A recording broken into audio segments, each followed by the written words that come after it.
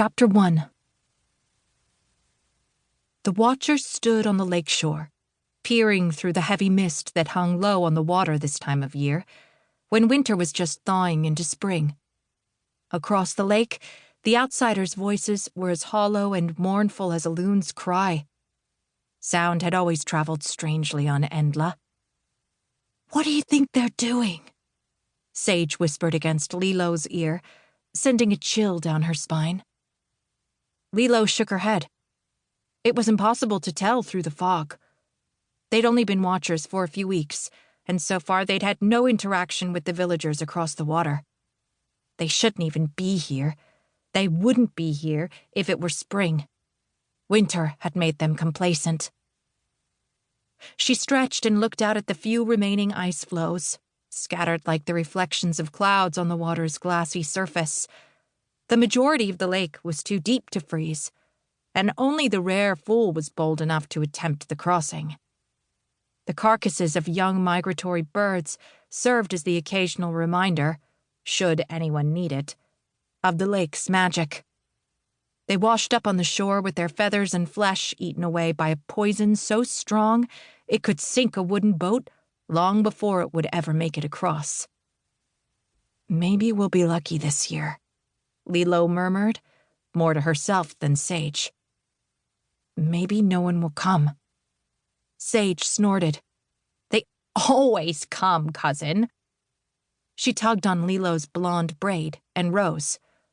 "Come on, our shift is over, and they're not going anywhere for now. Let's find Isola." They hadn't seen their friend much over the winter, but Isola, who was a year older, had been finishing up her own mandatory year as watcher. Now that Leelo had done it herself, she wouldn't blame Isola if she spent an entire month hibernating. Watching was both boring and exhausting, all at once. Leelo followed Sage into the trees, the soles of her shearling-lined boots quickly becoming mired in the mud and dead leaves left behind by the melting snow. She hated this time of year. Everything was dirty and drab, even their clothing. She wouldn't wear the bright, beautiful dresses her mother made until the spring festival. Sage stopped to pluck a branch of red holly berries from a bush, quietly murmuring a prayer of thanks to the woods that provided so bountifully for Endla.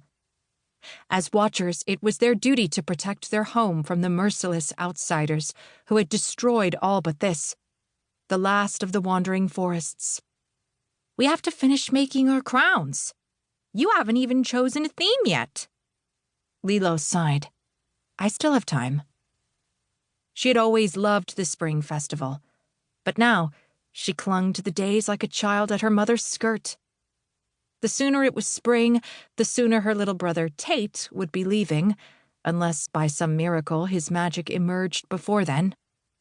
Whenever she thought of Tate out there among the outsiders, she wanted to cry. Because if she wouldn't be there to care for him, who would? They left the main trail and made their way to Isola's cottage, where Sage knocked briskly on the door. Nearly a minute passed before it opened a few inches, revealing Isola's sleep-swollen face and tangled hair. "What is it?" Her words came out as a croak, clearly the first she'd spoken this morning. "We're sorry." Leelo ducked her head, already retreating. "We didn't realize how early it was." "It isn't early," Sage said. "Isola is just lazy." Leelo nudged her cousin with her elbow, though Sage had never been known for her tact. The girl blinked a few times, trying to rouse herself. "I didn't sleep well, that's all. What are you doing here? Shouldn't you be watching?" Sage shrugged. "Our shift ended. Nothing was happening anyway." A shadow passed over Isola's gaze. "Nothing ever happens until it does." It was such a strange thing to say that Leelo wondered if something had occurred on Isola's watch, something she and Sage had never heard about. It was entirely possible an outsider had attempted the crossing without all the younger islanders knowing. But any successful breach would have been announced. Outsiders caught by watchers were always given a choice: the forest or the lake.